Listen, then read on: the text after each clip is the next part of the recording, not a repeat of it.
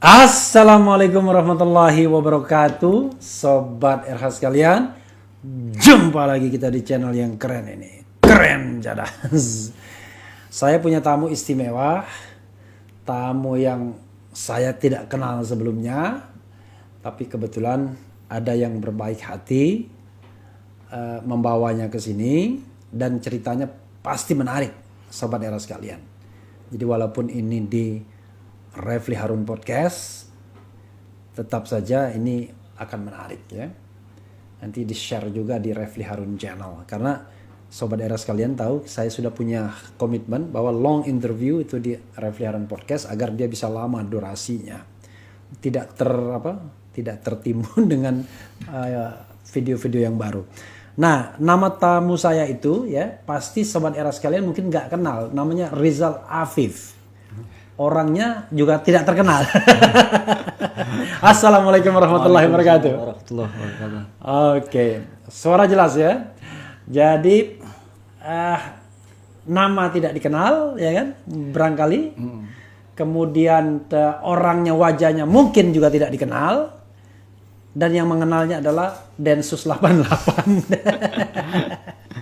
Jadi Sobat Era sekalian, Rizal Afif ini bukan soal hal yang patut ditertawakan sebenarnya, adalah terpidana kasus bom Sarinah, begitu ya Rizal? Ya? Betul.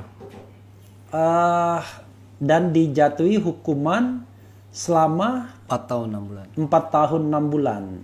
Kalau tidak salah itu tahun 2015 ya, saat teror bom itu saya sedang di Mahkamah Konstitusi waktu itu, ada sidang apa gitu yang jelas heboh sekali pada waktu itu 2015, dan sekarang bebas. Kapan bebasnya? Awal Januari Tahun ini ya. Iya. Setelah menjalani hukuman selama 2 kurang lebih 4 tahun 2 bulan. 4 tahun 2 bulan. Dari 4 tahun 6 bulan ya. Iya. Jadi courtingnya cuma 4 bulan saja. Iya.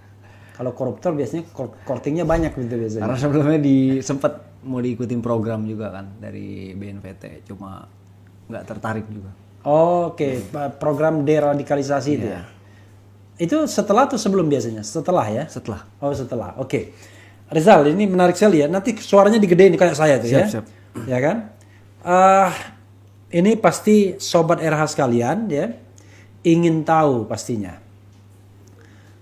Waktu itu sebelumnya gini, selain bom Sarinah, ada terlibat kasus lain juga? Sebelumnya 2013 Pondok Aren. Pondok Aren? Iya. Bom juga? Bukan, teror penembakan. Penembakan terhadap Anggota kepolisian. mati? Beberapa. Allahu Akbar. Kemudian ada lagi? Ada lagi setelah itu pembakaran rumah almarhum Ustadz Jeffrey. Ustadz Jeffrey. Iya. Ustadz Jeffrey Al-Bukhari. Oh, pembakaran rumah Ustadz Jeffrey Al-Bukhari. Iya. Kenapa dibakar? Ya karena pada saat itu kan saya beda pemahaman. Oke. Iya, beda paham. Beda paham ya. Bukan sama yang bersangkutan, sebab permasalahannya dengan istrinya gitu. Sebelumnya kan Oke. adanya statement gitu. Oke. Nanti kita susuri satu-satu ya. Baik. Oke. Apa lagi? Sudah. Udah ya? Ya. Usia sekarang berapa? Sekarang 27. 27 tahun. 27 tahun. Mulai terlibat dalam kegiatan-kegiatan teror itu pada usia berapa? Di awal 2012. 2012 awal. Jadi 2012, 2015 baru ke hukumnya. Iya, baru kena. Jadi yang sebelumnya nggak kena. Enggak. Oke, 2015 bom Sarinah ya. Oke. Ini bukan contoh yang baik Sobat Era sekalian, tetapi mungkin dari sini ada hikmah-hikmah dan sesuatu yang bisa menjadi pembelajaran ya. Ya. Ada pertanyaan paling gampang. Merasa bersalah nggak dengan teror yang sudah dilakukan?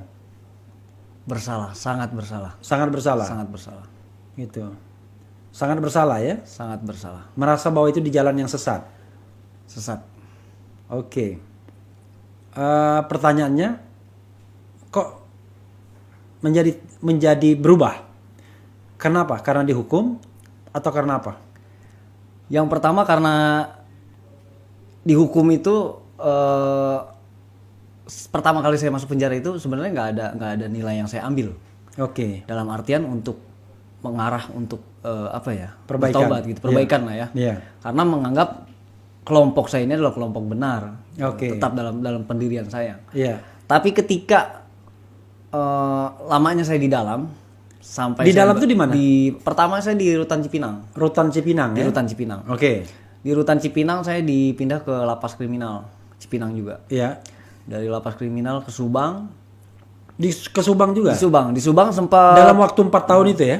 Iya. Oke. Pindah-pindah. Iya. Jadi di Subang itu sempat ada insiden juga di lapas Subang, terjadinya teror lapas Subang juga. Yang bikin siapa? Dari Ikhwan dari luar. Orang Oke, saya gitu. Oke. Karena Tapi teman-temanmu. teman-teman. Oke. Gitu. Jadi kebetulan waktu kejadian tersebut datanglah dari utusan dari Polda Jabar. Ya. Kalau nggak salah dulu Pak Hidayat kalau nggak salah orang yang nangani saya gitu. Ya. Mendalami kasus tersebut, tuntutannya apa, terus klarifikasi saya juga nggak tahu menau gitu. Yang saya tahu mungkin ada rekan-rekan dari kelompok saya ini mau besuk. Iya. Pada saat itu memang karena baru pindah dari Cipinang itu kan dibatasi. Iya. Belum bisa ditemui selama 2 minggu gitu Iya. kan. Masih dalam masa penampungan gitu. Iya.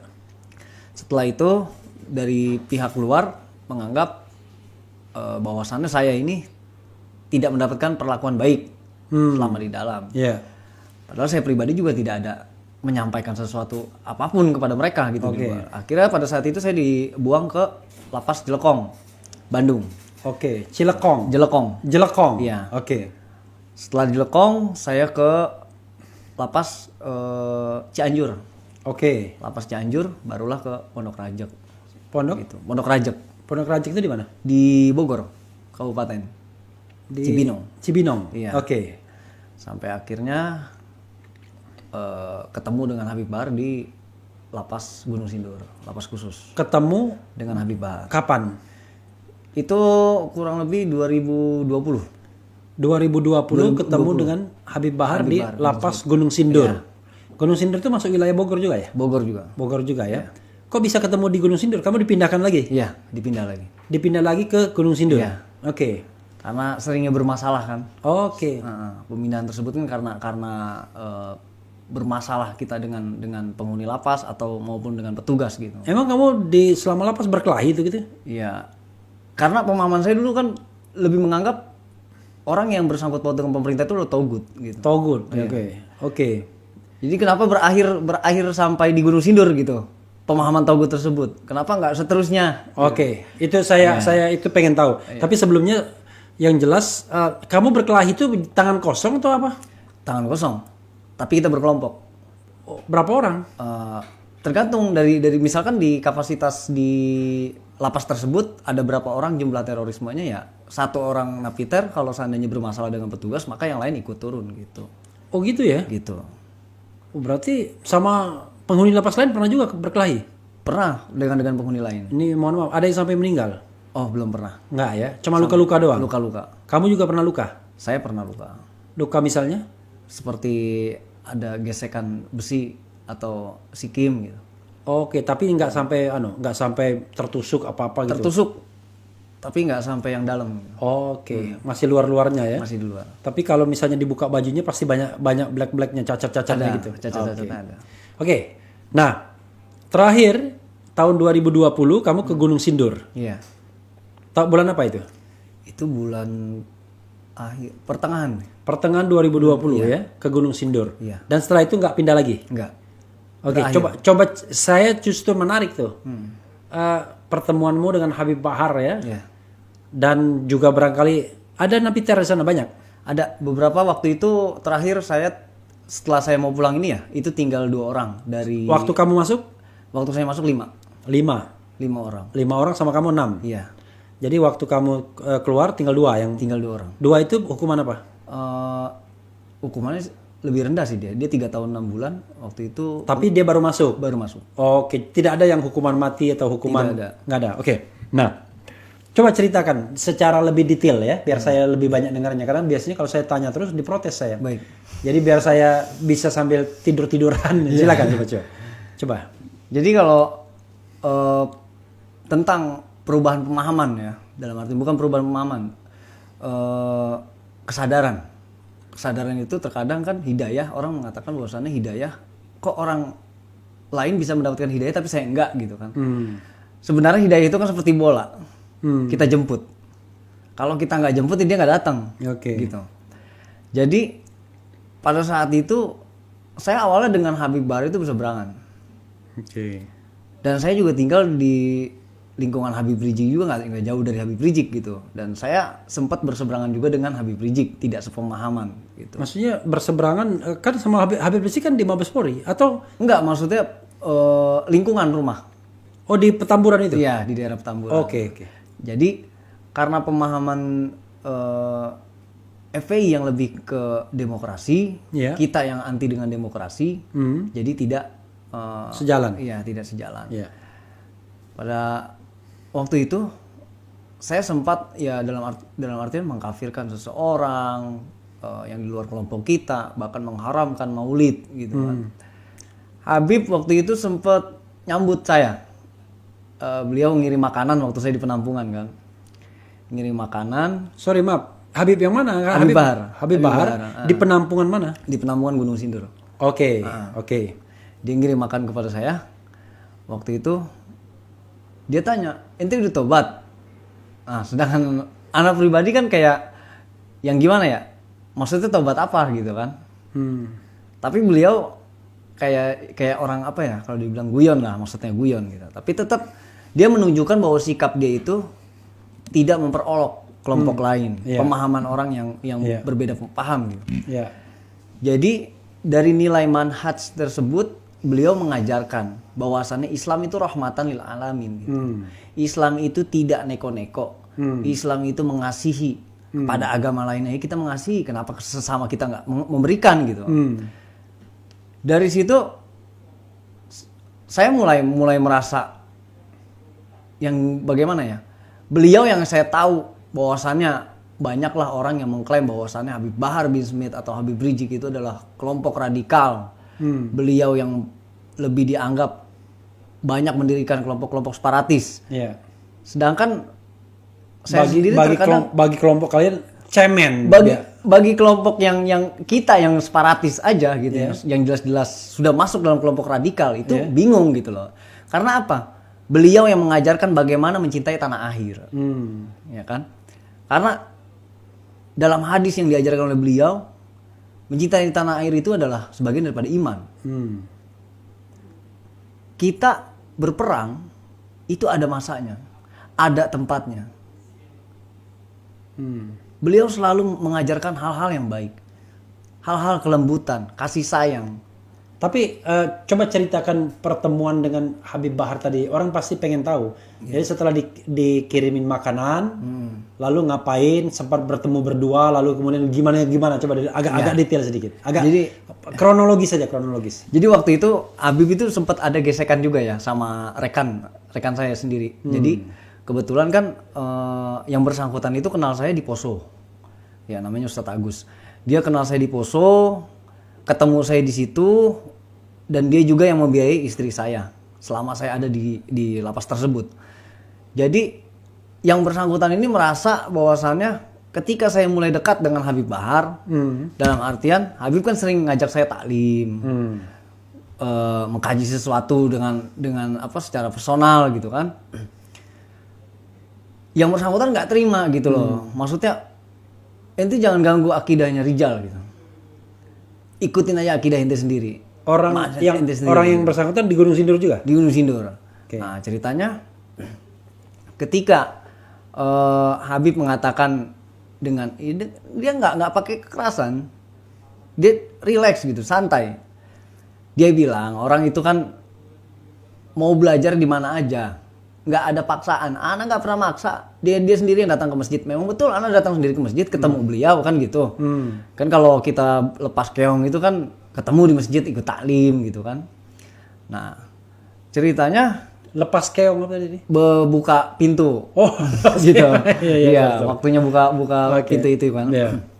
Nah yang bersangkutan tetap bilang saya yang membiayai keluarganya, kehidupannya dan sebagainya selama dia di dalam sini. Saya walaupun di dalam saya masih bisa membiayai.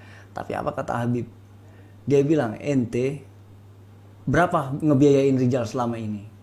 Kalau ente nggak ikhlas, ente nggak terima, ana ganti sekarang. Ana suruh orang ana di luar. Kata Habib begitu.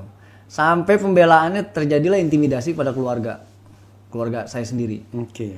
Waktu itu saya datang ke Habib, saya minta tolong, saya bilang, Bib, keluarga saya diintimidasi.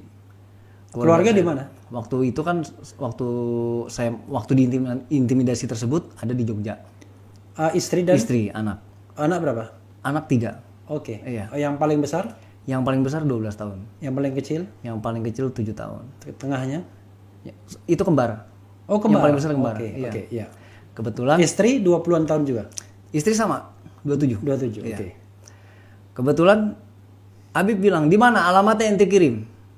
Ini awal kedekatan saya dengan beliau. Ente kirim. Ana yang bakal ngebelain, ana yang bakal ngamanin.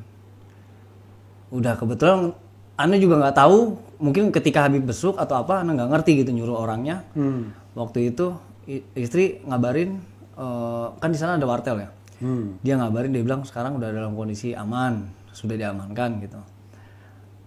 Barulah di situ ana pikir beliau ini nggak kenal sama saya, gitu. Dan saya juga nggak kenal sama beliau. Tapi beliau bisa membela seseorang yang mau benar-benar berubah, mau meluruskan seseorang tuh nggak pilih-pilih. Disitulah mulai ikut dengan beliau, khidmat dan sebagainya. Memang ana nggak banyak belajar dengan beliau, tapi dari kedekatan ana dengan beliau itu banyak nilai-nilai yang ana ambil. Seperti bagaimana sikap beliau membimbing keluarga, membimbing murid-muridnya. Terkadang sampai saya sendiri suka terbesit dalam benak. Seperti apa? Dari sikap beliau itu banyak mengajarkan saya. Tidak harus beliau menyampaikan gitu. Habib Bahar itu paling nggak suka orang ngerokok walaupun di pinggir masjid. Paling nggak suka. Tapi dia ngerokok? Dia ngerokok tapi nggak di dalam masjid gitu loh, Oh, maksudnya. oke, ya. Yang kan ada nih yang di Selasar tuh, di Selasar Iya, masjid. iya, iya. Nah, orang duduk di situ dimarahin sama dia. Jadi orang terkadang bukan nggak pakai dia ngomong aja, dia melotot aja, orang udah takut gitu. Oke. Padahal dia nggak main tangan gitu kan Iya, kasarnya. iya. Jadi ketika itu saya mikir, kalau ada Habib gue takut nih. Rokok diumpetin, buru-buru dimatiin. Kadang-kadang kalau udah ketahuan kita kabur. Tapi kita nggak takut sama Allah. Terkadang saya terbesit di benak saya bahwasannya sampai sekarang dan detik ini saya nggak tahu bagaimana rasa takut saya sama Allah. Sedangkan sama Habib saya takut gitu. Dari situlah saya mulai belajar. Allah nggak pakai nunggu ngelihat kita, dia udah ngelihat, Iya. nggak perlu apa sih Ya, mewujudkan gitu. Iya.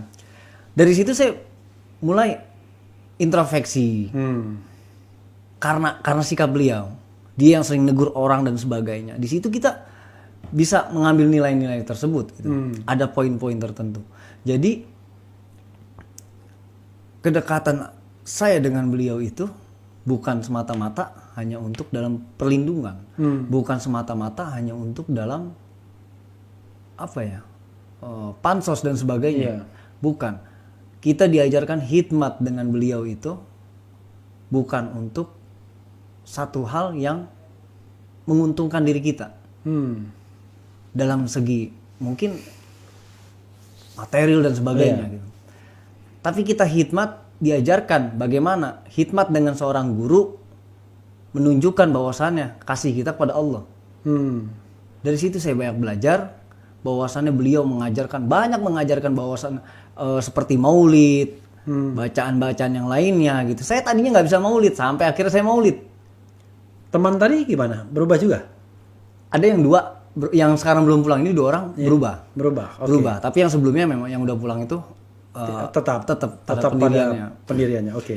Jadi dari situ saya rekan-rekan yang 2 orang ini kan terkadang suka, saya pengen ikut maulid, tapi saya bingung keluar bloknya, katanya gitu kan. Oke. Karena mereka itu nggak bisa keluar, gitu, karena dibatasi. Iya. Sedangkan kalau saya kan masih bisa, gitu. Iya. Sampai akhirnya ketika beliau pulang, Iya. itu saya benar-benar merasakan yang dimana saya punya guru yang tadinya saya nggak pernah merasakan gitu. Maksud ketika guru pergi saya nangis. entah nggak dari mana datangnya gitu. Beliau tuh bebas bulan Desember. Bulan November. November ya. Bulan November. Iya. Akhir-akhir. Jadi ketika beliau pulang, beliau cuma berwasiat. Jangan tinggalkan apa yang pernah ana ajarkan. Jangan lupakan apa yang pernah ana kasih. Dalam nilai kecil pun jangan pernah dilupakan. Apapun itu. Perkataan ana dan sebagainya. Ambil yang baiknya, buang yang jeleknya dari ana. Ana sadar diri bahwa ana banyak kejelekan. Ana sampai berpikir, dia orang yang dikatakan bahwasannya banyak umat Islam yang mengagumi beliau, beliau tetap mengatakan keburukannya. Banyak keburukan ana. Tapi dari segi kita itu kan kita nggak pernah ngelihat gitu loh, dalam artian selama kita dengan beliau gitu, dalam artian apa ya? Beliau selalu mengajarkan yang baik untuk muridnya. Tidak pernah mengajarkan yang hal-hal yang mungkin disampaikan oleh media-media miring lah. Akhirnya dari situ setelah pulangnya beliau, yang tadinya kita terkadang suka males-malesan, taklim dan sebagainya, itu kita karena rindunya dengan seorang guru, mulailah saya ikut-ikut taklim lebih sering gitu di masjid. Di masjid Lapas ya? Lapas. Sampai akhirnya pemahaman yang tadinya saya lebih membenci dalam pemerintahan dan sebagainya. Mungkin di podcast sebelumnya di sini juga Abi pernah menyampaikan kan tentang napiter yang ikut dengan beliau gitu. Pembahasannya bagaimana kok bisa sadar gitu. Jadi waktu ana sempat berseberangan dengan beliau, ana bilang yang jelas orang-orang pemerintahan itu jelas-jelas togut. Karena mereka tidak tunduk pada hukum Allah. Mereka tunduk pada hukum Pancasila, mereka tunduk pada hukum demokrasi. Sedangkan demokrasi itu jelas-jelas itu bukan suara Tuhan. Nah, di situ pembahasan beliau tanya. Loh, dari mana? Gini, Bib. Anak kasih istilahnya kasih gambaran nih.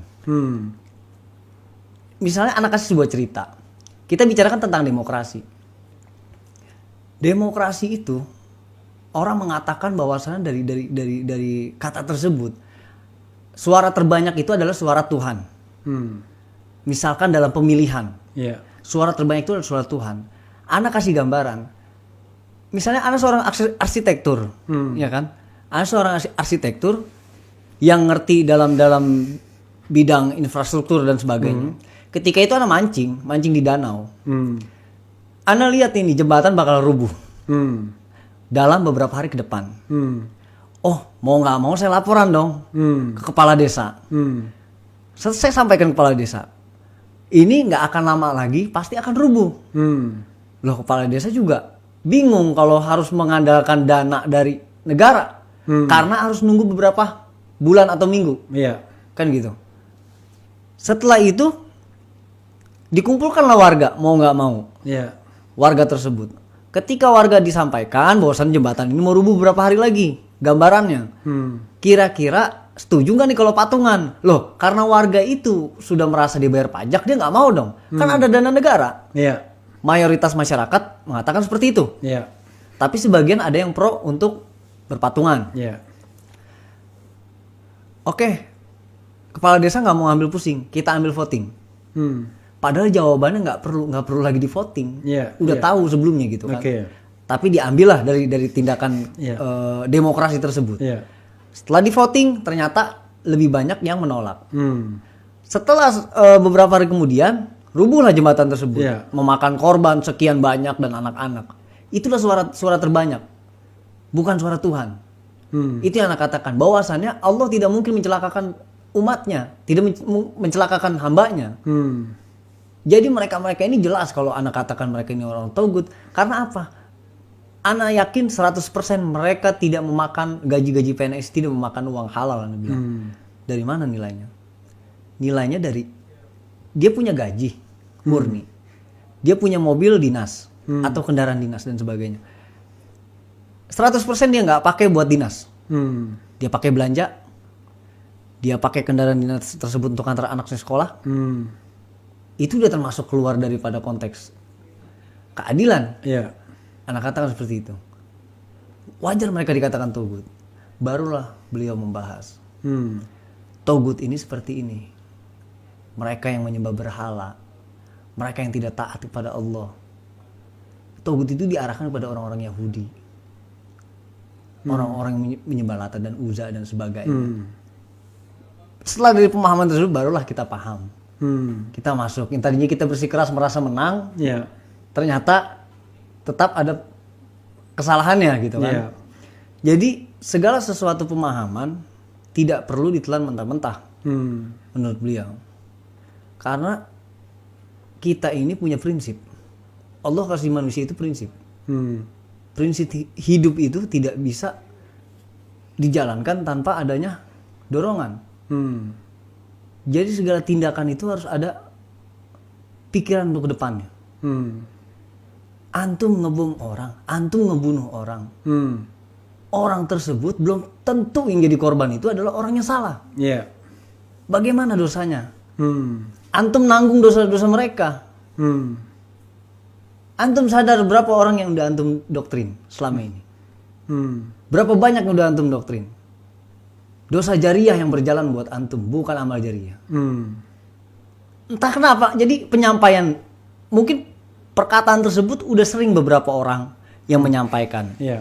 Bahkan di lapas, Ana bertemu dengan beberapa napiter yang dari Al-Qaeda ya. Karena kan kita Al-Qaeda dengan ISIS itu beda paham. Jadi perkataan itu sudah disampaikan oleh mereka-mereka orang, tapi nggak masuk gitu. Tapi nggak tahu kenapa ketika ketemu beliau itu masuk.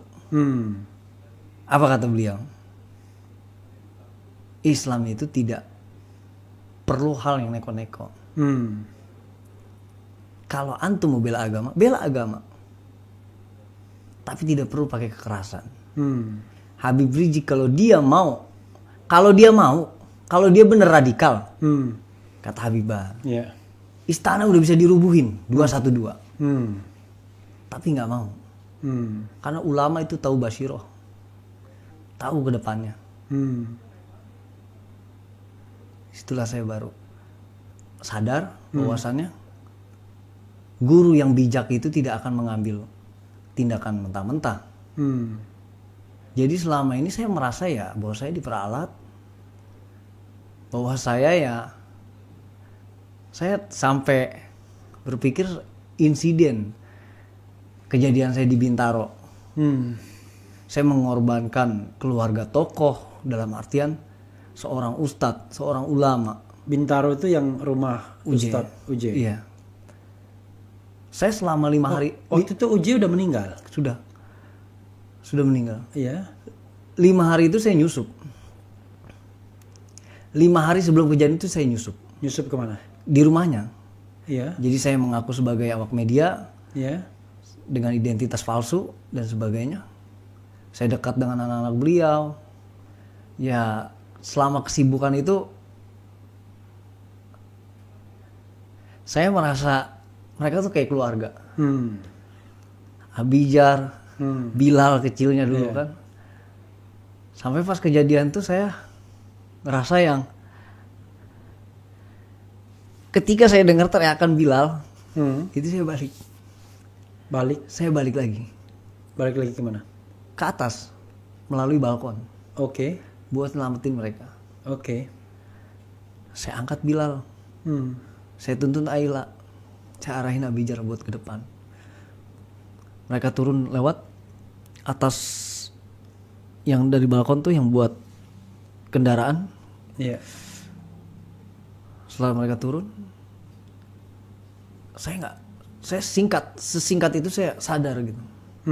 Saya mengorbankan banyak orang. Bukan permasalahan tokohnya gitu. Tapi tindakan sayanya. Itu yang bakar siapa? Saya. Sendirian? Ya, saya sendiri. Sorry, ini bagian ini kamu pernah dituntut nggak soal ini? Pernah. Kena hukum? Hah? Kena. Berapa tahun? 2 tahun 1 bulan. Tapi dibebaskan selama 1 tahun 3 bulan. Oh, jadi sempat. Oke, enggak. Maksudnya kalau pernah belum pernah dihukum kan oke, ya. Lalu kenapa kamu bakar? Gara-gara apa? Karena statementnya Umi. Apa statementnya? Statementnya yang bersangkutan itu mengatakan ISIS itu bukan Islam. mereka keluar daripada syariat-syariat Islam, mengeksekusi orang dengan ya tindakan yang daripada Kamu di luar waktu syariat. itu kelompok ISIS masuk? Iya. Oke. Kamu kelompok ISIS ya? Dari situlah saya ya terkadang saya sampai sekarang suka pikir banyak orang-orang yang udah saya sesatkan, yang saya tuntun menurut saya jalan yang baik, jalan yang benar, ternyata salah. Kamu bakarnya pakai apa waktu itu? Saya waktu itu kan buat salah satu bahan peledak dari Frostek ya, Frostek yang buat alat pel itu. Jadi saya campur dengan karbit, saya ledakan di lingkungan gorden. Gorden itu kan jadi cepat merembet ya. Dari gorden nyambung ke wallpaper dan sofa. Memang karena di ruang tamu kan. Baru merembet ke satu rumah. Gitu. Itu habis rumahnya ya? Habis. Sekarang sudah dibangun lagi? Sekarang pindah. Rumah itu? Rumah itu dijual. Oke. Ketemu Umi setelah itu? Belum. Saya sampai sekarang hati kecil saya pengen ketemu. Yang terutama Abijar lah ya. Karena banyak cerita. Tapi mereka tahu kan karena kamu udah dihukum kan? Ya? Tahu, mereka tahu. Pengen saya ketemu, saya sampaikan maaf secara langsung. Kok seradikal itu kamu ya waktu itu ya? Ya, karena Oke. Artinya kalau kamu bilang ISIS, Munarman gimana? Ustadz Munarman. Iya. Ya, Munarman termasuk daripada bagian. Oh, Munarman ini ya, yang FPI ya? Bukan. Ana pikir Ustadz Aman Abdurrahman. Oke. Kalau Munarman menurut Ana kayaknya itu wallahu alam dah. Oke. Wallahu alam. Karena kalau Ustadz Aman itu Ustadz saya. Oke. Nah, maksudnya Munarman ini nggak pernah terlibat sama kamu sama sekali? Oh, nggak pernah. Nggak pernah? Justru di saat saya waktu di ISIS itu saya berseberangan dengan FPI. Oke. Berseberangan dengan Munarman. Kalau memang Munarman sebagai kelompok ISIS mungkin ketemu sama saya di Poso. Oke. Gitu. Oke. Karena klaim dari media dan pihak aparat mengatakan bahwasannya Munarman itu bergabung dengan MIT. Iya. Menurut saya MIT 80% saya tahu orang-orangnya. MIT itu apa? Majelis? Mujahidin Indonesia Timur. Oke, Mujahidin Indonesia Timur. Saya tahu 80%. Bahkan orang-orang dari MMI yang dari Majelis Mujahidin Indonesia yang masuk ke MIT itu saya kenal. Jadi nggak pernah kamu ketemu Munarman sekali? Kalau dikatakan Munarman itu saya nggak kenal. Oke. Nggak pernah ketemu gitu dalam kelompok tersebut. Bukan saya nggak kenal.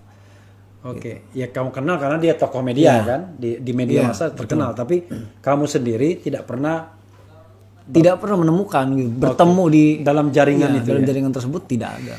Oke, saya ingin balik lagi. Jadi di Lapas Gunung Sindur kamu bisa dibilang jadi muridnya Habib Bahar ya? Iya. Ada pernah tadi ada kamu sebut-sebut Habib Rizik itu dalam konteks apa? Pernah ketemu sama Habib Rizik? Iya, pernah.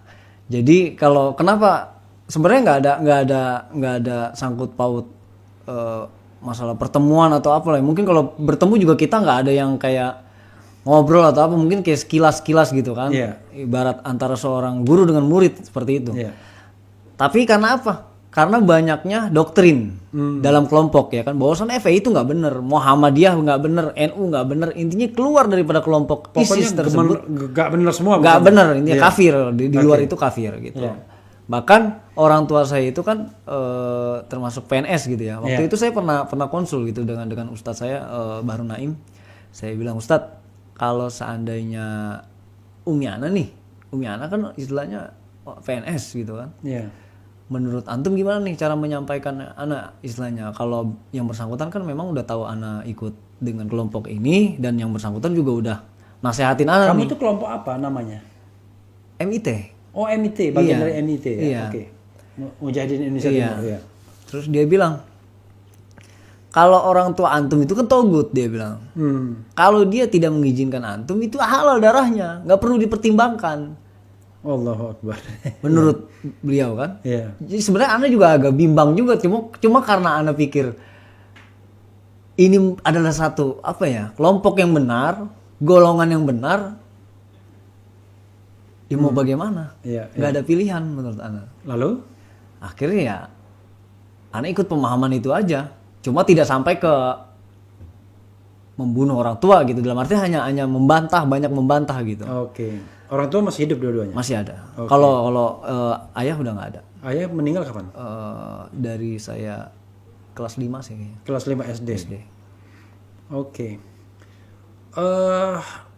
Coba lagi Habib Rizik gimana tadi? Ada pernah kontak langsung atau gimana?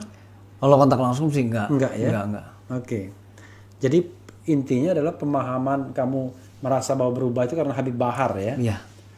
Gini, orang kan banyak mengatakan macam-macam lah soal Habib Bahar itu ya. Kalau di lapas gimana itu orangnya? Maksudnya gini, kalau kita kaitkan dengan kelompok lain ya, atau bahkan agama lain dah, itu sikapnya gimana Habib Bahar biasanya? Kalau saya sekarang apa ya? Terkadang saya suka berpikir yang aneh-aneh gitu dengan orang ini, karena orang ini aneh-aneh semua gitu loh. Ini tuh siapa? Iya, orang yang mengatakan bahwa Habib Bahar ini Oke, begini dengan begitu. pandangan radikal, pandangan miring gitu loh. Bagaimana Habib Bahar dia nggak pernah melakukan sesuatu itu dengan hanya berteori. Beliau itu praktek. Yang napiter aja, yang radikal aja dilurusin sama dia. Disuruh ikut upacara 17 Agustus. Disuruh ikut Sumpah Pemuda. Disuruh ikut sholat bareng di masjid. Yang tadinya kita nggak pernah mau sholat bareng di masjid. Yang Nasrani waktu malam Natal 2020 itu kan sempat adanya COVID ya di lapas. Jadi waktu itu ada kebijakan dari Kalapas tidak diadakannya malam KKR ya, kalau nggak salah malam Natal. Jadi dari situ Habib protes, nggak bisa begitu. Karena kita yang Muslim kemarin Lebaran, yang jelas kan mengikuti protokol kesehatan. Yang protes bukan yang Nasrani, Habib Baharnya gitu loh. Protes ke Kalapasnya. Oke. Akhirnya ya Kalapas mengambil tindakan untuk protokol kesehatan ketat lah ya, diberikan protokol kesehatan ketat untuk melakukan malam misa ya kalau nggak salah ya, malam misa. Malam Natal tersebut diadakan karena permintaan Habib Bahar gitu. Jadi di mana jiwa intoleransi seorang Habib Bahar kalau seandainya yang Nasrani saja dibela mati-matian? Karena apa? Karena persaudaraan tersebut, toleransi yang besar. Jika adanya isu-isu yang miring, Habib Bahar itu orang yang radikal, orang yang dan sebagainya. Dari mana? Orang napiter disuruh upacara, disuruh cium merah putih dan sebagainya kok. Kan gitu. Ada sih gambar Habib Bahar cium merah putih, ada juga ya. Iya, bukan hanya beliau yang napiternya kalau dibilang kadang-kadang kan kita guyon ya gitu. Bener ente udah NKRI Bib. Betul cium merah putih bendera. Cium. Nggak ada permasalahan buat kita. Karena patuhnya kita kepada seorang guru. Oke. Kalau beliau mau membelok-belokkan orang itu gampang. Begini Bang, di lapas itu indikasi adanya kerusuhan itu potensi kerusuhan itu pasti ada dalam 1 tahun. Nggak mungkin nggak ada di setiap lapas. Sesuper maksimum itu apapun itu masih pasti ada. Tapi sejarah ketika ada Habib Bahar tidak tercatat adanya kerusuhan di dalam lapas. Kenapa? Karena apa? Karena orang juga segan gitu, bukan segan karena takut diapa-apain sama Habib, enggak. Karena selama ini kan Habib berkontribusi baik dengan para narapidana. Dalam artian dari segi ilmu yang diberikan, dari segi bagaimana menunjukkan jiwa solidaritas kepada yang lain. Di situ orang juga mau bertindak yang lain juga udah berpikir gitu loh. Karena apa? Selama ini dikasih enak sama Habib. Diajarkan istilahnya orang di luar setengah mati ketemu Habib susah. Di dalam Bib ini pengajian blok, datang di blok A, datang di blok C, blok B dan sebagainya. Setiap dalam 1 bulan itu muter setiap blok. Di luar belum tentu, karena jadwal beliau kan banyak. Gitu. Dari situlah mulai seringnya ada pengajian, maulid dan sebagainya. Orang jadi nggak berpikir buat berantem, orang nggak berpikir buat adanya kerusuhan. gitu. Karena apa? Kegiatan ini disibukkan dengan kegiatan-kegiatan agama. Ini soal mohon maaf ya, mungkin perlu juga itu sobat era sekalian diklarifikasi. Yang kemarin ribut sama Rian tuh apa ceritanya? Kesaksian antum gimana? Jadi Rian Jombang ini sebenarnya Iya. yang bersangkutan ini waktu itu kan nyuri uangnya Habib. Ya, Ini kesaksian antum sendiri ya? Oke. dia nyuri uangnya Habib. Ketika itu ditanya, Berapa nyurinya? nominalnya kurang lebih di atas 10. Oke. Kurang lebih Ya, 10 apa? Juta? juta. Oke. Jadi ketika yang bersangkutan ditanya, dia ngaku. Dia ngaku. Iya. Karena dia nggak sadar adanya CCTV di kamarnya Habib gitu kan. Oke. Dia setelah dibilang CCTV ada gitu. Oh ya udah. Dia CCTV mengakui. beneran atau CCTV? CCTV dari internal lapas. Memang ada benar? Ada. Oke. Kan Habib itu one cell one man gitu. Oke. Setelah itu diambil, dia mengakui. Sudah ada klarifikasi. Bahkan anak-anak Habib nih, narapidana nih yang ngaji sama Habib Oh, itu. anak-anaknya itu murid-murid Iya, di situ ya. itu nungguin di depan. Mau ngapa? Itu Rian Jombang udah nggak tahu mau diapain gitu, yang jelas anak-anak udah emosi gitu kan. Iya. Tapi kata Habib apa? Ente orang kalau ada yang nyentuh Rian, ente berurusan sama ana. Kata Habib. Biar bagaimanapun juga manusia itu ada hilapnya. Rian ini juga murid ana. Iya. Ente juga harus paham. Ente juga belum tentu ente semua orang yang benar. Iya. Semua kita di sini nggak ada yang benar. Pasti ada hilapnya. Iya. Oke, akhirnya anak-anak ngerti. Setelah itu ada isu lah di blog. Wah, Rian nih ngomong katanya gue dipitnah sama Habib Bahar katanya. Gue pura-pura ngaku aja katanya daripada panjang urusannya. Nah dia bilang ntar kalau Habib pulang ada salah satu anak-anak Habib pokoknya yang gue tusuk katanya. Itu info nyampe ke Habib. Nah Habib kan ibaratnya dia kalau buat murid jangan kata harta, nyawa dia kasih kan gitu. Kalau dia dengar muridnya mau diusik, dia marah gitu loh. Terjadilah gesekan tersebut. Jadi dengan penyampaian yang dikatakan bahwasannya Rian digebugin sama anak-anak, itu jauh, bukan. Habib tidak mengiyakan anak-anak buat nginin dia gitu, buat melakukan tindakan kekerasan gitu kan. Iya. Setelah itu mulailah dia pelintir-pelintir kan di media dengan lawyernya. Enggak, sampai dia bisa bengkak itu gimana cara ceritanya? Itu memang dipukul Sama Habib. ya. Gara-gara Itu ngomong yang dia bilang katanya mau nusuk anak-anak Habib kalau Habib pulang. Itu kan mendekati mau kepulangan Habib. Waktu itu sebelum batalnya pulang ya. Iya. Nah, karena hitungan hari. Iya. Ketika itu dia ngomong, ntar lu lihat nih berapa hari lagi nih Habib pulang, anak-anak Habib pasti ada yang gue tusuk. Bahasanya gitu. Iya. Akhirnya ya namanya di penjara kan, tembok aja bisa ngomong, bahasanya kan gitu. Iya. Jadi adalah angin-angin itu sampai ke Habib. Akhirnya diklarifikasi sama Habib, dikumpulin orang-orangnya. Bener dia ngomong ini, bener Bib. Ente kata siapa? Kata ini. Ditelusurin, akhirnya mulailah dipanggil gitu kan. Akhirnya ya itu Dipukul. iya. Oke. Karena ketidakterimaan Habib gitu. Iya. Tapi sudah damai ya? Sudah damai. Damai bener atau damai pura-pura? Damai benar. Karena kan itu disaksikan langsung dari Dirjen, Kanwil dan sebagainya. Oke. Iya, Rizal ya. Iya. Kamu orang mana sih aslinya? Saya asli kalau papa sih Sulawesi. Sulawesi apa? Sulawesi Tenggara. Sulawesi. Kendari. Kendari ya. Iya. Kalau Poso di Tenggara juga kan? Oh bukan, Poso Utara. Oh iya ya. Bukan dong. Poso Sulawesi Tengah. Tengah-tengah ya. Ya, Sulawesi Tengah ya. Oke. Ke Bapak Ibu dari Sulawesi Tenggara semua? Enggak, kalau ibu sini Jakarta. Oh, Ibu Betawi? Iya, Tanah Abang. Oke. Dari kecil kamu lahir di mana? Saya di Jakarta. Sampai Sampai sekarang? gede, iya. Oh, jadi memang bapakmu yang jadi apa istilahnya? Pengelana apa? Pendatang ya? Pendatang. Iya. Oke. Saya tertarik untuk bom Sarinah ya. Iya. Waktu itu berapa pelakunya? Waktu itu kurang lebih ada 7 orang. 7 orang. 7 orang. Peran kamu sebagai apa? Atau ceritakan peran masing-masing 7 orang itu apa aja? Ya, di situ kan waktu itu kan ada Abdurrahman, Iya. terus ada Afif, Sorry, Abdurrahman di mana sekarang?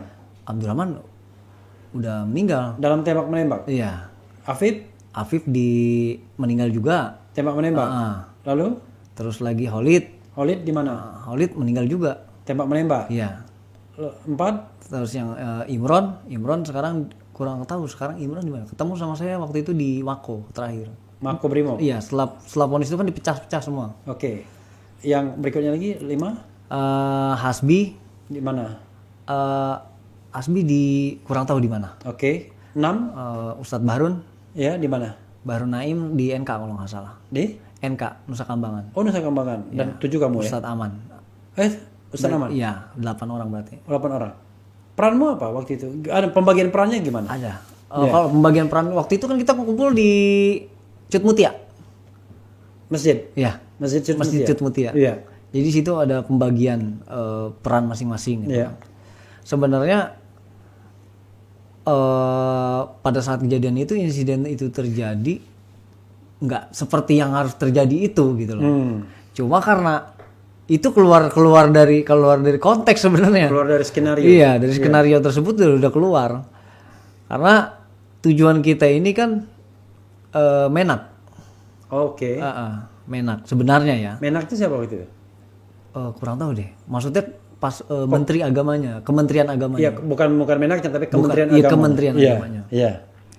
Kementerian Agama kan dekat Sarinah Seberangan, itu kan. kita seberang. Iya. Waktu itu ketika kita baru datang dari arah Planet 2000 ya kalau nggak salah ya. Planet 2000 tuh XX1. Iya. Ya, dari arah situ kita lihat nih ada cekcok antara polisi dengan yang ditilang. Di seberang nih di pospol. Iya. Masuklah Hasbi ke seberang. Karena tujuannya togut nih. Oh, masuk Ke pospol tersebut. ke pospol. Iya, ke arah pospol. Iya. Disitulah baru terjadi ledakan gitu kan. Di pospol itu. Di pospol. Nah, kita juga nggak ngira bahwasan itu terjadi gitu loh. Nah, setelah itu barulah kita buyar lari ke arah Starbucks. Iya. Kita ke arah Starbucks masing-masing berlindung di balik. Hasbi bunuh diri waktu itu. Iya, bom bunuh diri. Itu yang ngorbanin polisi itu di pospol. Pospol ada polisi yang cedera. Ada.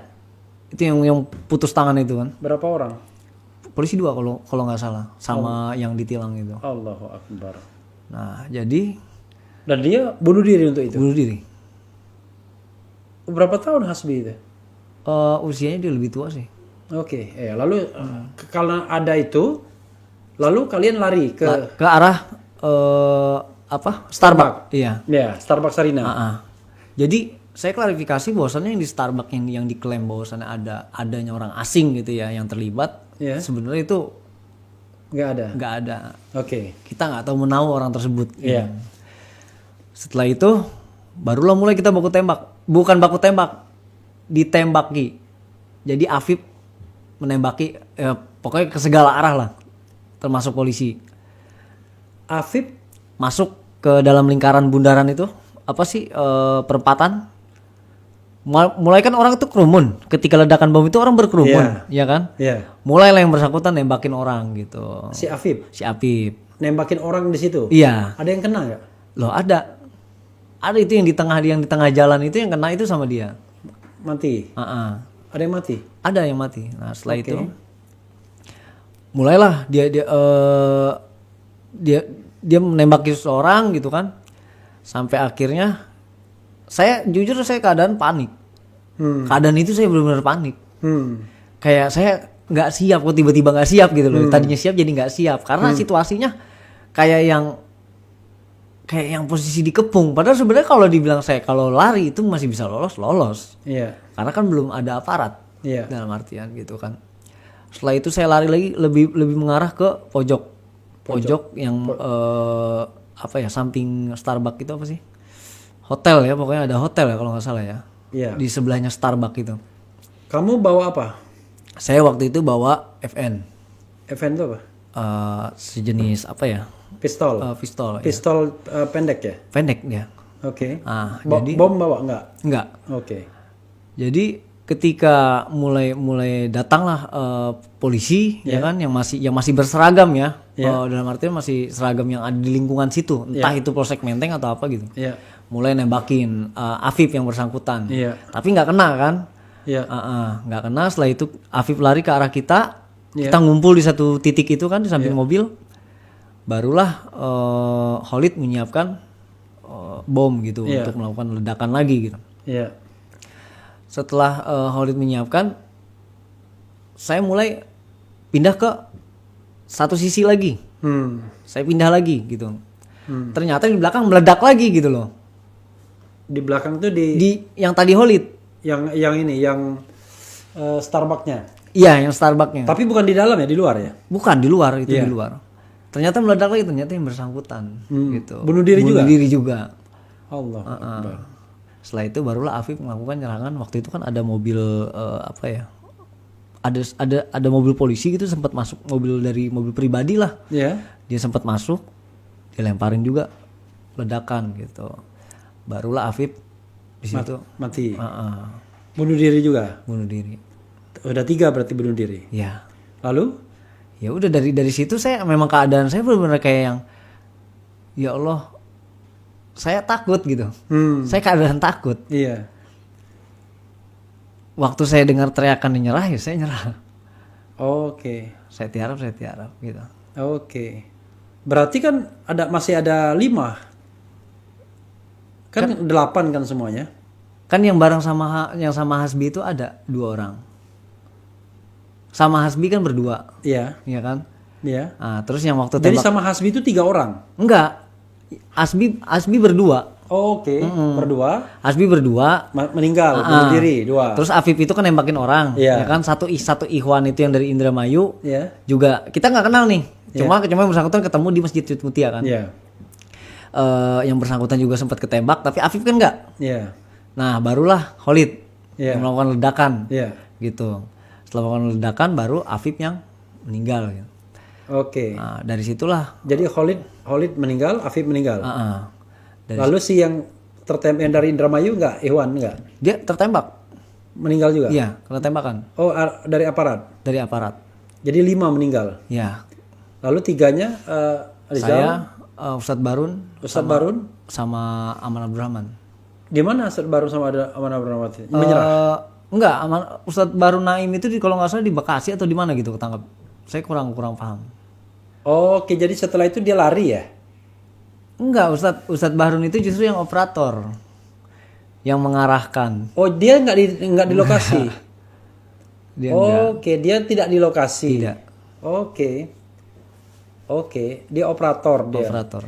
Lalu ini yang aman Aman di dalam mana? di dalam lapas.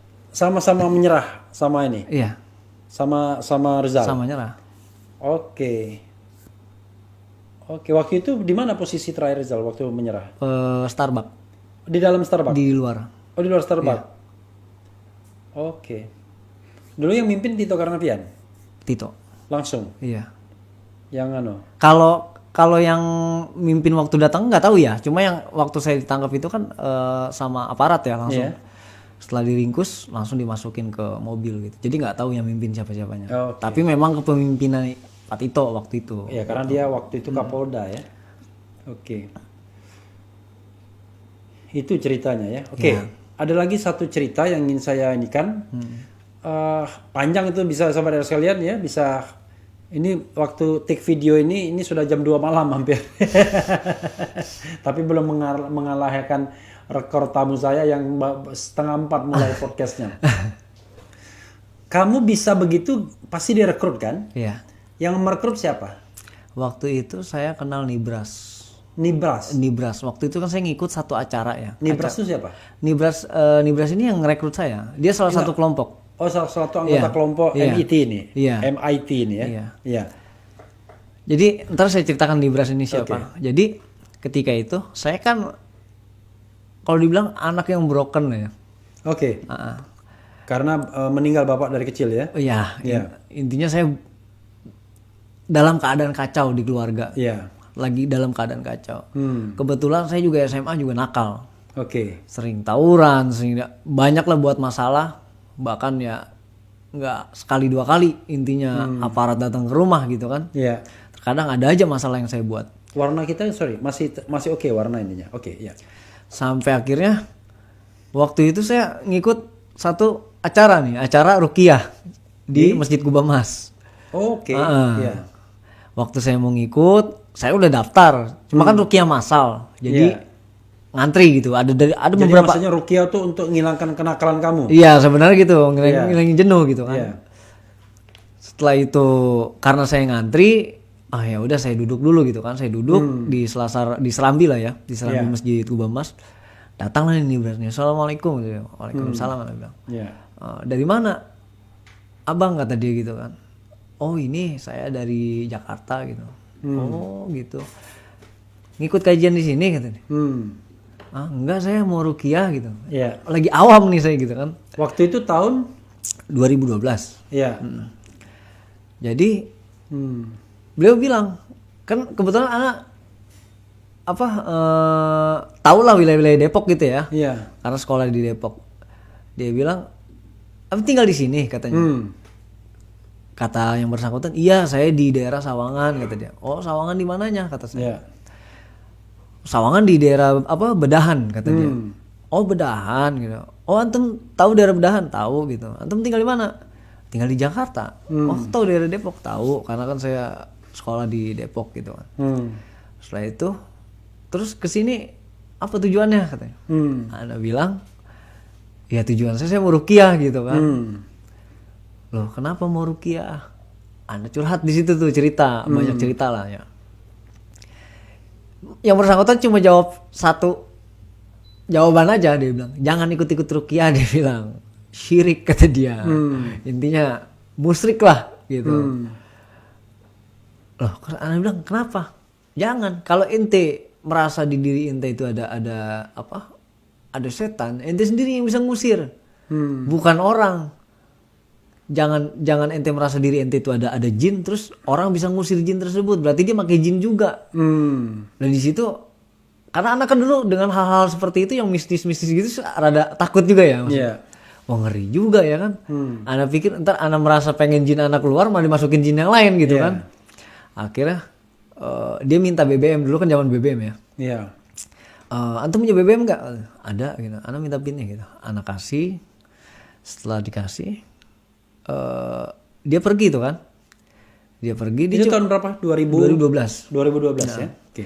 Dia bilang, "Aki, antum 2012 usiamu berapa? dulu 17." Masih 17 tahun. Iya, Oke, 17 tahun. Iya. Dia bilang, "Aki, antum nanti hari Selasa ikut anak aja," katanya. "Kajian di Pondok Indah," dia bilang gitu kan. Ana bilang, kajian tuh apaan sih?" Ana bilang gitu kan. "Taklim," dia bilang. Iya. "Oh iya, insya Allah," gitu. "Ini kebetulan Ikhwan sejawa," dia bilang. Sepulau Jawa ini ada gitu. Wah, ana pikir berarti acara akbar gitu, besar nih kan. "Oh iya, insya Allah," gitu. "Ustadz," kata ana gitu kan. Udah ngomong langsung Ustadz, panggil Ustadz. Emang penampilannya kan kayak Ustadz dia. Oke. Jadi ketika itu dia bilang, "Antum di mana? Ntar biar ana jemput aja," kata dia. Gimana sih, kayak orang yang lagi ditinggalin pacar gitu, istilahnya lagi kosong, dideketin gitu kan. Iya. Nah, setelah itu mulailah mendekati hari Selasa tersebut. Beliau malam kalau nggak salah ya, malam dia bilang, "Antum kalau butuh apa-apa ngomong sama ana, kalau nggak ada uang atau apa." Ana pikir perhatian banget ini orang gitu. Sebenarnya ana nggak butuh hal tersebut, cuma perhatian banget gitu loh. Jadi ana ngerasa kayak kakak gua aja nggak begini banget gitu kan, kok diperhatian banget. Sampai akhirnya, "Ya udah Ustaz, nanti besok ana ke Pondok Indah," gitu. Akhirnya yang bersangkutan ketemu sama saya di Pondok Indah. Itu sekitar, ingat nggak sekitar bulan apa itu? Itu bulan-bulan awal lah kurang lebih. Awal 2012 ya? Oke. Waktu itu di Pondok Indah itu saya ketemu sama Imron Poso, yang pelaku peledakan Barakuda di Poso. Oke. Ketemu Imron terus sudah meninggal sekarang? Gimana? Imron masih ditahan kurang lebih. Oke. Jadi ketika itu Ikhwan cuma ada berapa orang lah, 9-10 orang lah kurang lebih. Nah, dia bilang, "Ini katanya si Jawa Ustadz." Iya, ini perwakilan kata dia. Masing-masing ada dari Kudus, dari Kediri dan oh gitu, ana pikir. Jadi di taklim itu mulailah masuk pendoktrinan Iya. gitu, ditanamkan ideologi-ideologi tersebut. Jadi setelah Ana mengikuti kajian tersebut, adanya kenapa mau ngikut gitu kan? Karena pemahaman yang dikasih sama yang bersangkutan itu dikasih pemahaman dengan realita yang ada gitu. Nabi bilang di akhir zaman itu yang dimana nanti umat Islam itu udah masa bodoh, saudaranya dibunuh, saudaranya ya macam-macam lah. Sekarang kita lihat saudara-saudara kita yang di Syria, yang di Irak, terus lagi yang di Palestina, mereka dibunuh, diperkosa. Kita cuek-cuek aja kan, itu yang dibilang Nabi. Jangan sampai kita masuk dalam golongan tersebut. Jangan sampai. Bayangin dulu zamannya Mu'tasimah, dia bilang. Dia mau nyelamatin satu syarifah, dia siapin ribuan pasukan buat nyelamatin satu syarifah. Oke. Buat menaklukkan Amorion. Bayangkan coba. Tapi sekarang jutaan, bukan lagi ribuan, jutaan kaum muslimah yang diperkosa. Apa tindakan kita sebagai kaum muslimin? Sekarang tinggal antum pilih. Antum mau masuk dalam kelompok Al-Mahdi atau Ad-Dajjal. Udah itu aja. Oke. Disitulah ya, karena kita merasa kita lagi kosong, Iya. Ana pikir ya ini jalan yang benar gitu. Iya. Karena yang sebenarnya ya inilah. Ya, makanya dari situ Ana merasa ya kelompok paling benar gitu. Nah, Nibras tersebut siapa Nibras? Itu nama asli itu nama sama. Nibras asli. Oke. Dia kan blasteran Pakistan Jawa. Sekarang di mana orangnya? Sekarang udah bebas sih kalau nggak salah. Udah bebas. Udah bebas. Oke. Waktu itu kan sempat kasus CIMB Medan. Oke. Pembobolan. Nah, ketika saya mulai ikut kelompok tersebut, ya saya udah mulai nggak apa ya, dengan dunia itu udah nggak ngeh gitu, dalam artian udah nggak banyak memikirkan tentang dunia lah. Yang saya pikirkan itu hanya akhirat. Oke. Gitu. Tujuan saya ini surga, saya mati syahid, udah itu aja. Oke. Nggak ada hal lain. Oke. Sampai akhirnya ya saya menemukan titik jenuh sendiri, orang yang Ana sesatkan, orang yang jadi korban dan sebagainya. Kamu belajar nembak, belajar main senjata di mana? Di Poso. Oh, tahun 2012. Ya. Setelah kerekrut, kamu dibawa ke Poso kapan? Di Poso itu 3 bulan. 3 bulan, 2012 itu juga. 2012. Di situ diajari apa? Waktu itu kan ngikut beberapa kajian lah, gitu. Ikut-ikut kajian, terus diajarkan medis, diajarkan juga nembak, bagaimana kita memperhitungkan arah mata angin, gitu. Jadi banyak lah yang diajarkan sebenarnya gitu. Selama 3 bulan itu. Selama 3 bulan itu. Jadi kamu Singkat. kepandaianmu apa? Nembak tuh laras panjang, laras pendek? Saya sebenarnya waktu pertama diajarkan itu laras panjang. Laras pendek itu saya nggak ada keahlian, nggak ada apa ya, pembekalan ilmunya itu nggak ada. Nggak ada. Cuma karena waktu kejadian tersebut itu saya dikasihnya laras pendek, Ya sudah pegang aja. mau nggak mau saya pegang gitu. Makanya kenapa saya nggak bertindak, karena saya nggak tahu gitu apa yang harus saya buat gitu. Oke, karena kamu nggak menguasai. Nggak menguasai dan tidak memahami situasinya gitu. Kenapa kok jadi begini? Lalu senjatanya dari mana aja? Senjata itu waktu itu kan Ustadz Aman ya, ada channel di Bandung. Oh, jadi dia yang. Mempromotor semuanya. Oke. Saya nggak mau Ustadz Aman nggak tahu dari mana itu senjata. Nggak, kurang tahu deh. Kurang tahu ya. Yang saya tahu cuma dari Bandung aja. Oke, dari Bandung. Kemudian di Poso ngapain aja tadi? Sudah apa aja yang dilakukan? Sempat melakukan teror di sana? Oh, enggak. Kalau di Poso enggak. Jadi cuma pendidikan aja? Iya, kurang lebih begitu. Karena kan dijanjikannya itu setelah dari situ mau diberangkatkan ke Syria, Syam. Oke. Tujuan saya kan bukan hal-hal yang lain bukan di Indonesia ini, bukan. Tujuannya itu Syam. Syam untuk mati syahid. Dan setiap anak tanya kapan Ustadz, ntar waktunya. Kapan Ustadz, nanti waktunya. Tapi nggak diberangkatkan gitu. Oke, lalu setelah 3 bulan balik lagi ke Jakarta? Balik lagi ke Jakarta. 2012? Iya. Apa aja yang dilakukan dari 2012 sampai 2015 itu? Kalau selama 2012-nya nggak ada yang dilakukan, tapi 2013-nya. 2013 ngapain? 2013-nya kan waktu itu kan lagi rame-ramenya teror Pondok Aren tuh ya. Ya. Jadi setiap Pondok Aren itu pos polisi ya? ya bukan pospol, jadi setiap ada polisi keluar dari polsek, ada yang berseragam, pokoknya identitas kepolisian itu pasti jadi sasaran gitu. Oh, jadi setiap polisi polisi gitu di Pondok Aren, teror Pondok Aren. Seperti itu. Oke. Kamu pernah nembak? Beberapa kali. Nembak polisi? Iya, yang tepat sasaran itu satu. Oh, yang lainnya enggak? Yang lainnya enggak. Tepat sasaran satu mati? Enggak mati juga sih. Oh, enggak mati? Enggak. Kamu tembak apanya? Waktu itu nembak kan sebenarnya saya mau nembak kaki. Tapi kenanya? Kenanya ke pinggang. Pinggang. Kenapa kaki yang kamu incar? Karena apa ya? Belum sampai ke arah keberanian itu aja sih. Oke. Enggak berani untuk nembak. Padahal perintahnya tembak mati? Tembak mati. Karena masih ya kekanak-kanakan itu. Oke. Lalu itu yang teror di Pondok Aren ya? Kamu nggak kena ya itu ya? Iya. Yang kamu kena di pembakaran rumah Ustadz Uj. Tahun berapa itu? 2014. 2014. Awal tahun ya? Awal ya? Uj meninggal tahun berapa ya? 2013. 13. Oke, 2014. Kamu kena hukum berapa waktu itu? 2 tahun 1 bulan. 2 tahun 1 bulan. Tapi dijalani? 1 tahun 1 bulan kalau nggak salah. Berarti keluarnya awal 2015? Awal. Waktu teror Sarinah? Akhir. Kena 3 tahun. Kena 4 tahun 6 bulan. 4 tahun 6 bulan. Tapi dijalani 4 tahun 2 bulan. Iya. Oke. Ya.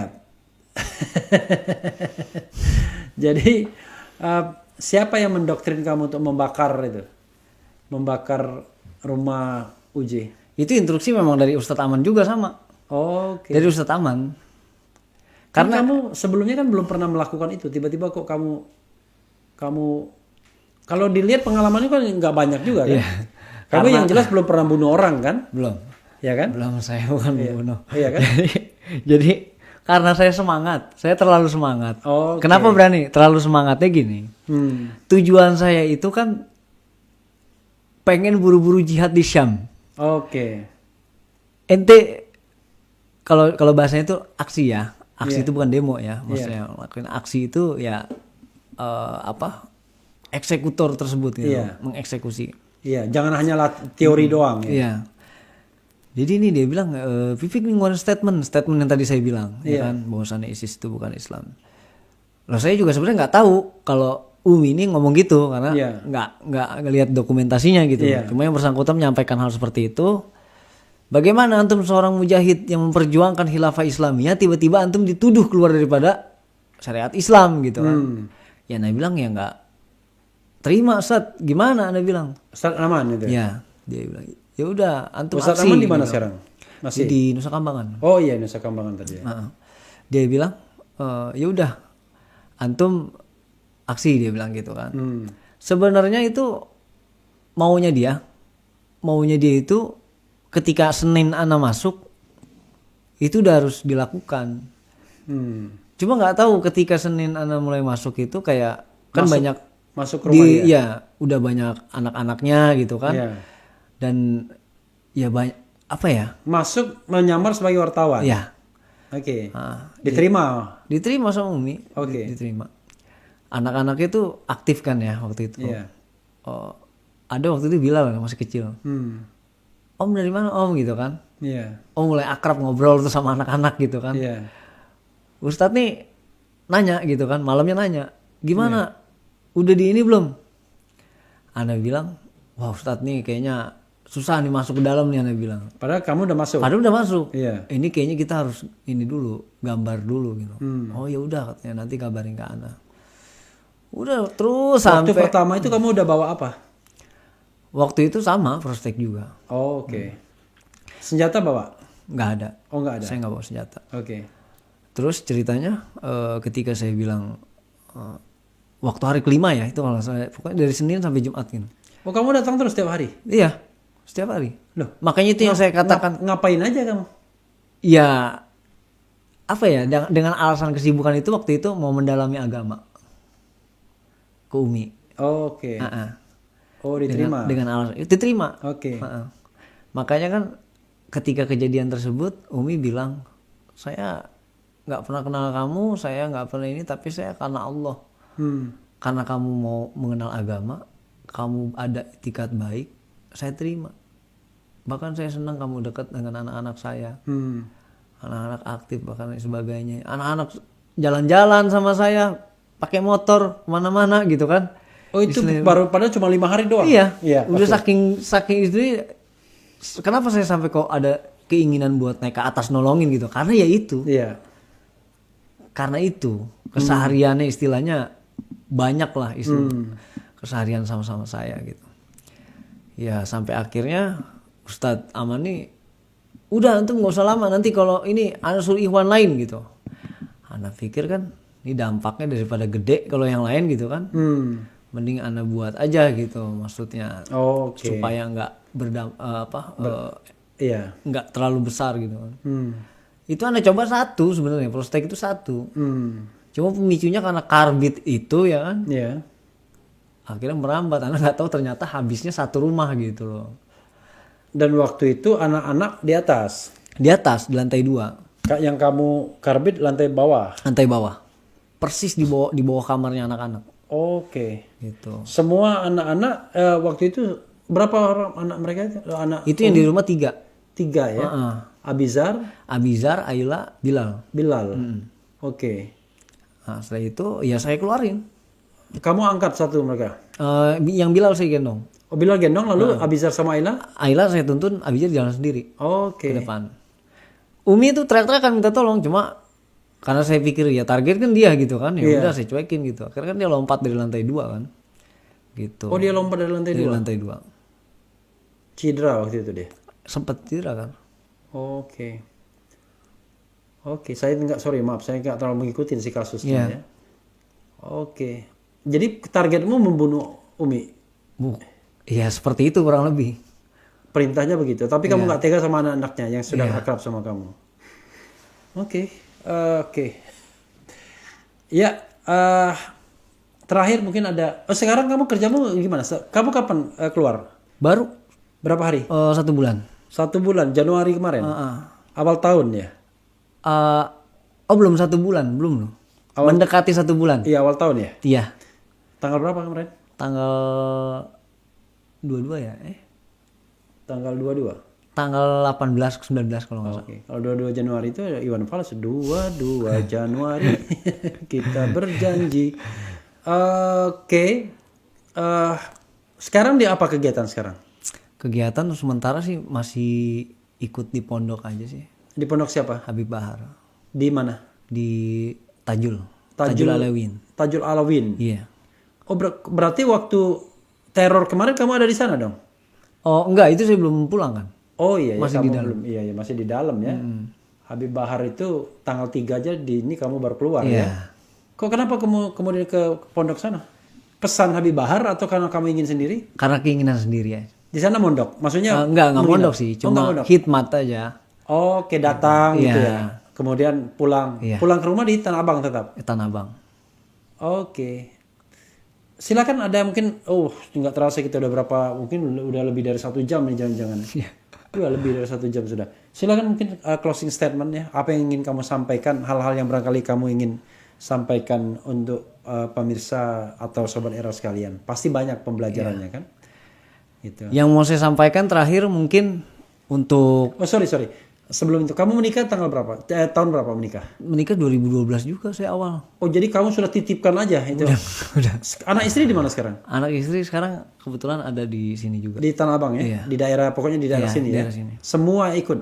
Ikut. Pekerjaan? Kehidupan gimana? Kalau istri kan kebetulan perawat. Oke, dia sudah ada kerjaan ya? Ya. Oke, silakan ininya. Ya. Ya, untuk terakhir mungkin saya hanya bisa menyampaikan segala sesuatu yang ada dalam cerita saya, pahit, manisnya, pedasnya, mungkin akan menjadi pelajaran untuk rekan-rekan gitu. Segala sesuatu apa yang kita pandang benar itu belum tentu benar, dan segala sesuatu apa yang kita pandang salah itu belum tentu salah. Maka ada yang pepatah mengatakan tak kenal maka tak sayang. Disitulah segala apa yang harus kita ketahui, maka kita harus ada pendekatan. Tidak langsung dalam artian terjun ke dalam hal tersebut. Insya Allah dari semua kejadian ini mudah-mudahan ada hikmah di baliknya. Dan mudah-mudahan daripada apa tindakan saya ini, saya minta hanya memohon ampunan dari Allah Subhanahu wa taala dan tidak terulang, tidak terjadi kepada orang lain. Dan semoga orang-orang yang masih dalam lingkup tersebut banyak mengambil nilai-nilai dan poin-poin penting yang ada dalam cerita tersebut, kejadian tersebut. Insya Allah saya berharap pada rekan-rekan yang masih di sana ya untuk kembali kepada jalan Allah, jalan yang benar, rahmatan lil alamin, yang tidak lagi mengkafirkan daripada kelompok lain, yang sama-sama kita saling bahu membahu untuk menjadi putra bangsa yang terbaik insya Allah. Syukran jazakallah khair. Assalamualaikum. Wassalamualaikum warahmatullahi wabarakatuh. Waalaikumsalam warahmatullahi wabarakatuh. Iya, saudara sekalian, itu tadi ya pastinya banyak pelajaran berharga ya. Mudah-mudahan apa yang disampaikan oleh Rizal Afif ya selama lebih dari 1 jam itu memberikan pembelajaran dan hikmah bagi kita semua ya. Dan sesungguhnya kita harus betul-betul jeli ya melihat misalnya dalam dinamika hubungan antara umat Islam dan pemerintah justru menjadi pembelajaran ya apa yang dimaksud dengan kelompok radikal ya, kelompok-kelompok yang sesungguhnya sebenarnya sangat mencintai negara. Jangan sampai kemudian akhirnya kelompok yang sebenarnya tidak berpandangan demikian dipojokkan seolah-olah demikian karena motif-motif politik tertentu misalnya. Karena bagaimanapun kita harus membedakan, ada orang yang bergerak karena soal ideologi seperti ini, tapi ada yang murni karena dalam konteks demokrasi, kebebasan berbicara, berpendapat, ya kan, amar ma'ruf nahi mungkar dan lain sebagainya. Jadi jangan langsung main gebiak uyah bahwa ini semuanya kelompok-kelompok radikal, kadrun dan lain sebagainya, seolah-olah mereka-mereka adalah kelompok yang tidak cinta NKRI ya. Dari cerita tadi banyak informasi yang kita dapatkan dan yang penting tetap di channel ini. Wassalamualaikum warahmatullahi wabarakatuh.